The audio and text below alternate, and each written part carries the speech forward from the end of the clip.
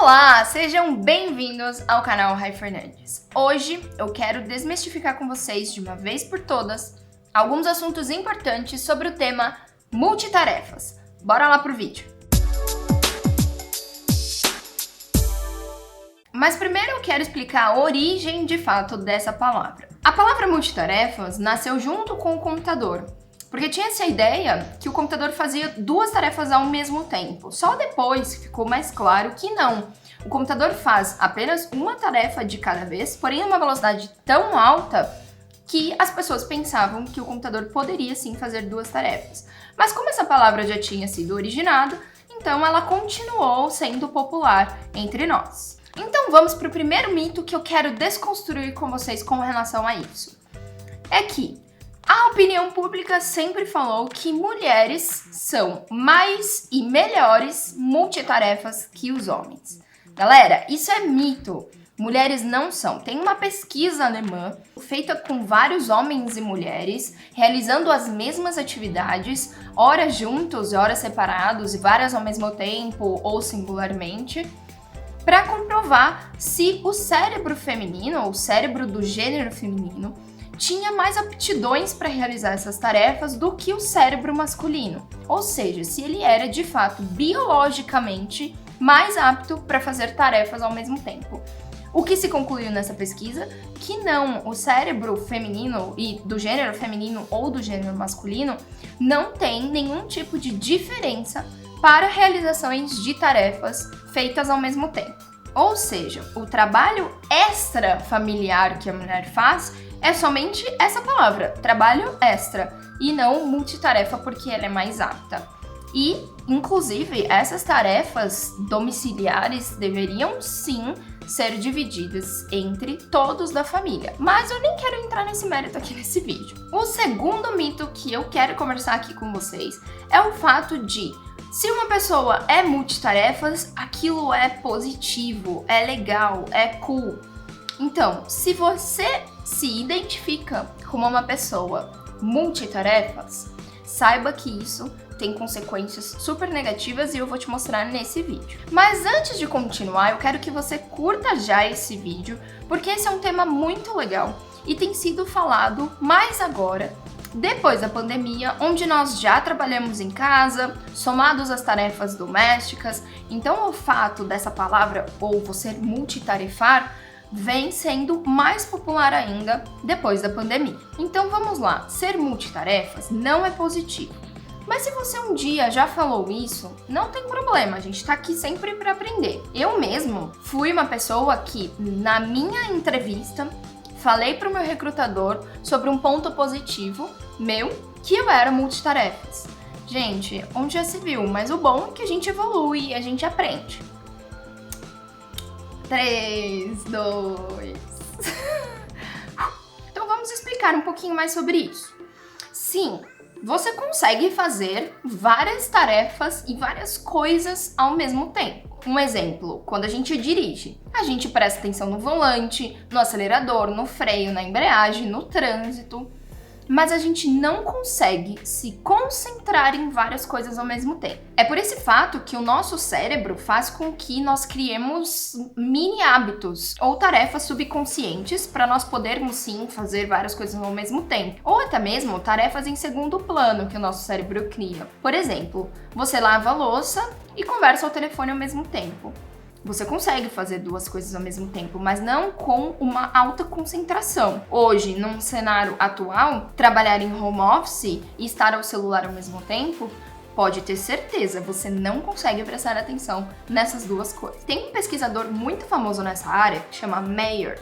Ele diz que a nossa produtividade pode cair em até 40% quando nós multitarefamos. E como eu comentei, de fato ele tem sido muito popular agora pós-pandemia, mas ele já era um tema muito comentado. Antigamente, nossos avós, nossos bisavós, só tinham um rádio e a televisão para poder prestar atenção. Hoje, isso daqui, que é o aparelho pelo qual eu acho que vocês estão me vendo, traz uma carga de informações absurda para o nosso cérebro. Então a gente tem essa dificuldade de focar em cada coisa ao mesmo tempo. Eu fiz um vídeo com relação a isso, com relação a foco principalmente, e a pensar demais e ter uma carga de informações muito grandes, e eu vou deixar o link caso vocês se interessem aqui. Então, além do fato de multitarefar impactar na nossa produtividade, será que ele impacta na saúde do nosso cérebro? Olha que interessante. Tem um estudo da Universidade de Stanford que diz que pessoas que são multitarefas crônicas, que fazem isso o tempo todo, têm dificuldade num cenário onde há muitas informações de selecionar aquelas que são de fato importantes para aquela ocasião. Então, quando há detalhes irrelevantes e aquela pessoa precisa analisar, observar e de fato coletar informações que ela vai utilizar num cenário tão grande de informações, ela tem dificuldade. E além disso, multitarefar aumenta sim os níveis de cortisol e adrenalina no seu corpo, fazendo com que você se sinta sempre naquela situação de ficar ou fugir, sabe? E isso te faz ter um pensamento embaralhado, uma névoa no cérebro, porque ele fica sempre com muitos hormônios desses que eu comentei. E é claro que é comprovado cientificamente que o tempo que você leva para completar 2 tarefas multitarefando é maior do que se você pegasse uma tarefa e concluísse e depois a segunda tarefa do início ao fim. Tentar fazer 2 coisas Mas agora eu vou te dar uma informação super importante para os pais que me assistem.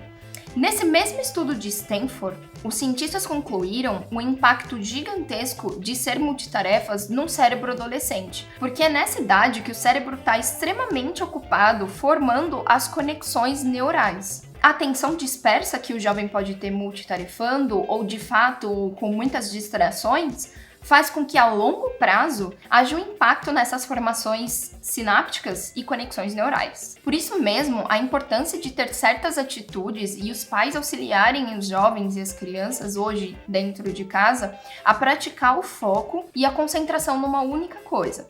Então, para vocês e também para todos, esse vídeo tem dicas. Claro, eu não posso finalizar um vídeo sem dicas. Aproveitando que no vídeo anterior eu já falei sobre leitura, essa é a minha primeira dica. Gente, leitura é extremamente importante para auxiliar no foco, nas conexões neurais e no exercício de fazer uma única coisa.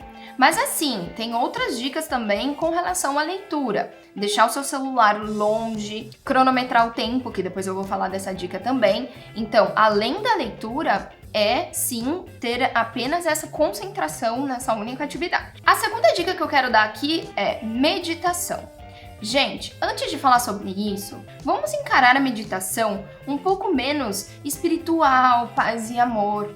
Gente, existem infinidades de pesquisas científicas que comprovam o poder da meditação no nosso cérebro. Eu vou deixar aqui na descrição algumas delas, se vocês quiserem se aprofundar. Mas o que os pesquisadores falam? A meditação tem um poder de aumentar as nossas conexões neurais, então a gente fala aqui dos diversos tipos de inteligência, além da emocional principalmente, diminuição de hormônios como estresse, ansiedade, aumento da nossa concentração e também do nosso foco. Então, obviamente, eu tenho que trazer essa dica importantíssima para quem quer multitarefar menos, já começar com essa rotina logo de manhã. A terceira dica que eu quero dar aqui é a que eu sempre falo lá no meu Instagram. A propósito, me segue lá se você ainda não me segue. Mas é planejamento.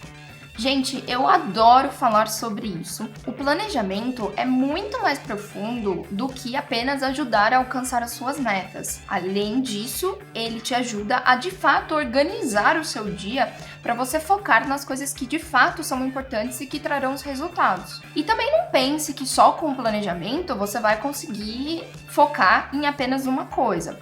O que eu falo é para não colocar 10 atividades no seu planejamento do dia, por exemplo, mas sim 3 atividades principais. Focar em uma, na mais importante, depois em outra e depois em outra. E aí sim você vai acrescentando tarefas no seu planejamento, mas de fato ele ajuda e muito na organização do seu dia a dia. A próxima dica é, depois que você fez o seu planejamento, seja ele do dia, da semana, do mês, determine o tempo previsto para cada atividade. Ai, mas como eu vou saber quanto tempo eu faço cada atividade? Fala sério, você tem uma ideia. Mas o que eu quero colocar aqui é sempre uma margem muito grande. Coloque uma margem no seu tempo previsto, pelo menos de 30% a 40%.